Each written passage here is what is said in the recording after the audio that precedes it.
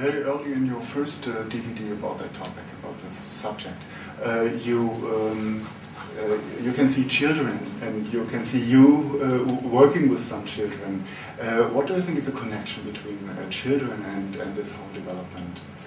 This is the world they're being born into at this time. Yes, of course. And so clearly it's affecting them and their future, and more than ours. They are our future. They are us. They are us. Our genes, everything about us are in these children, and in order for the planet to survive, and the world to survive, we have to, at this point, really open our hearts to the children. They're closer to nature. They understand nature. They have an innocence and an openness that we've forgotten. Yeah, that was my impression as well, that they are more sensible than the adults. Oh, yes. So does it affect them much more in any kind of, if you measure it in degrees? Well, because they're so sensitive. Yes. Well, I think they're being born into this world of extreme pollution, of extreme, negative, a real, still very much dominator model world.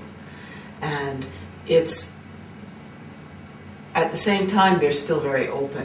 So, fortunately, we haven't gotten to the place where they're completely, what I would call mind-controlled yet. They're still, but every day more and more, as the TV cameras come into our homes and our lives, and walk down the street in London, you get 300 cameras looking at it. It's affecting their minds and our minds. And it's a time, actually, that we have to decide what our future is going to be.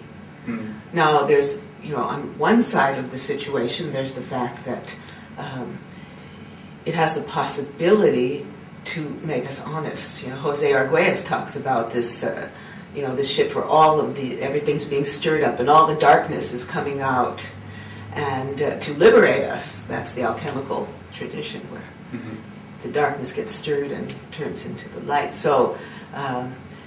My prayer for the children, who I've worked with children for many years, and find that they have a great ability to understand that we are much larger beings than we've been taught.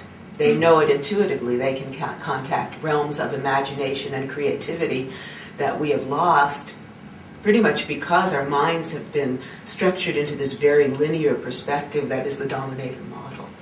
Well, also children are much closer to the other world, the parallel world that happens when you die, and so are older people.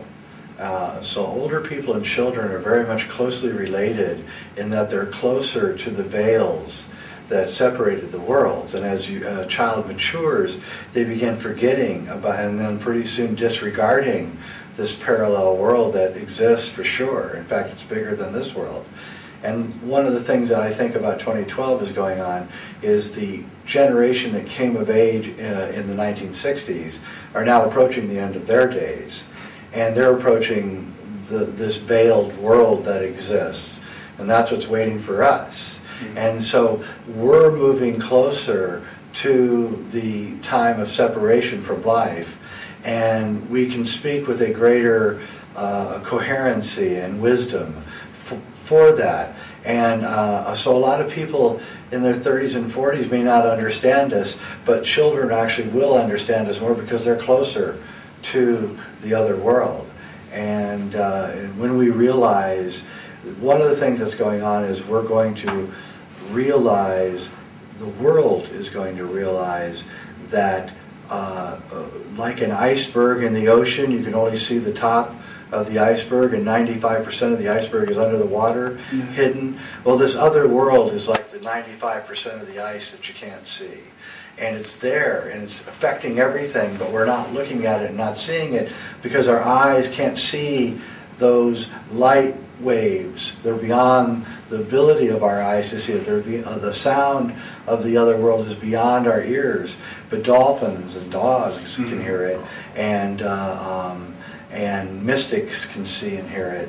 And so there's a mystical renaissance going on, and we're finally coming to grips with this other universe which informs and precedes this universe, and everything emerges from there, and we mistakenly think that we're all that there is, and this is the great realization. Uh-huh.